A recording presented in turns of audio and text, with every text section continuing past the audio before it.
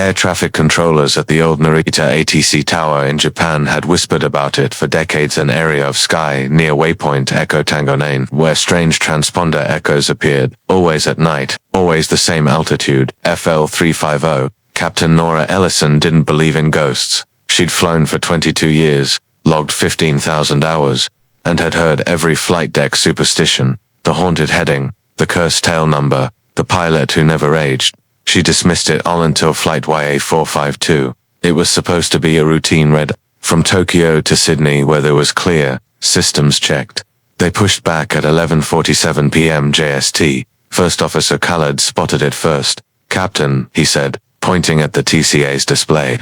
"We've got traffic." She glanced at the screen. A blip hovered above them, no call sign, no transponder ID, no altitude report. Then it vanished. Nora clicked the comms. Tokyo Center. "This is YA452.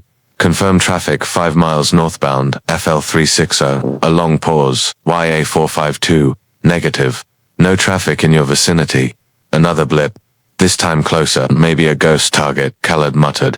Phantom radar return, but the cockpit temperature dropped suddenly, breath fogging the glass. Nora flipped the seat heater. "That's weird. ECS says 22 Celsius, but it feels like Antarctica."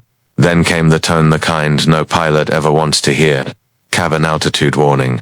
Oxygen masks deployed automatically. Cabin pressure dropped." "What the hell, pressurization system just dumped," Khaled said, flipping switches. "Backups not responding. Manual overrides locked. Declare emergency," Nora said, pulling on her oxygen mask. Tokyo Center, YA452 declaring emergency.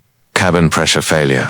Descending to FL 100, no response. Tokyo Center, say again. Only static. The plane shuddered.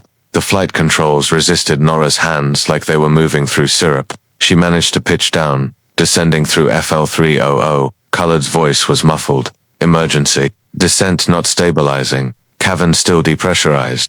The EICAS display flashed. Door LFWD open impossible. She said, "We're at 29,000 feet. They checked the camera feed. The forward cabin door was wide open, but nothing was being sucked out. The pressure differential should have torn the plane apart. Instead, the door opened into darkness. Not the night sky, just a void. Static warped the cockpit speakers. A voice crackled through. Not Tokyo Center, not any known ATC YA452. Maintain present heading. And hold. Who is this? Identify." Nora barked. No reply.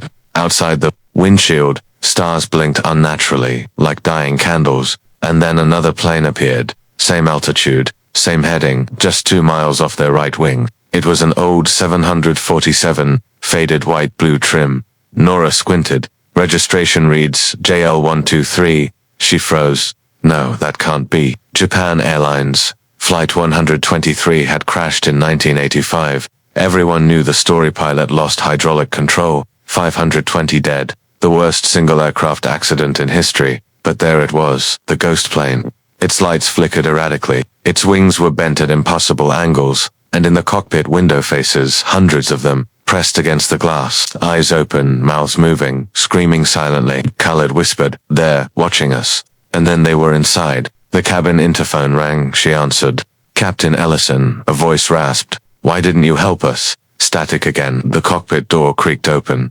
A figure stepped in, a man in a Helios Airways uniform. Pale blue, blood staining the collar. His oxygen mask dangled from one ear. His lips were blue.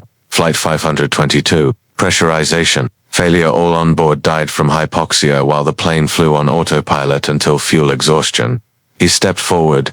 We were awake for a moment, long enough to scream, then he vanished. Khaled tore off his mask, gasping. "This is a dream. I'm hypoxic, hallucinating." Nora tried to grab him, but her hands passed through him like vapor. No, no, no, no. His voice was fading. He slumped, head lolling. Then she saw it. Flight time, 11:47 p.m. to 3:33 a.m., but her watch still read 12:16 a.m. They were stuck. YA452. The ghost ATC voice crackled again. "Resume holding pattern. All lost are welcome." She looked at the nav screen. They were circling same loop, over and over. She pulled up the flight map. No ground returns, no stars, no satellite pings. They weren't on Earth anymore, just between. Something moved in the first-class cabin. She turned on the cabin cam. Row 2A, an elderly woman from Malaysia Airlines, a prayer bead, necklace in hand, eyes closed, whispering a final prayer. Flight 370 vanished in 2014, never found. The galley lights flickered. Now every seat was full. Passengers from different eras, airlines, uniforms, all dead. All staring forward, eyes wide, unmoving, waiting. She staggered into the cabin. The air was thin, crackling like dry paper. She touched a shoulder. The figure turned. It was herself, but burned. Blackened lips seared shut. A final message carved into her flight jacket. Landing denied. Suddenly impact, or what felt like it. The plane jolted, and then there was stillness. She opened her eyes. Bright lights, jet bridge, ambulance crew. It was 5:45 a.m. a different airport, Sydney. Normal Collard was beside her. Alive. Passengers were disembarking. What happened? She whispered. He shook his head. You passed out during descent. Cabin pressure fixed itself. Must have been a false alarm. They both looked at the flight data recorder summary. No anomalies. No open door. No extra plane. Just a clean flight.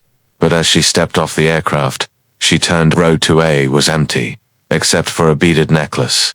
She picked it up, cold as death. Postscript. 3 weeks later, Captain Nora Ellison received a parcel with no return address. Inside was a flight manifest, YA452. Every passenger name was crossed out except hers. Under flight status, one word, holding.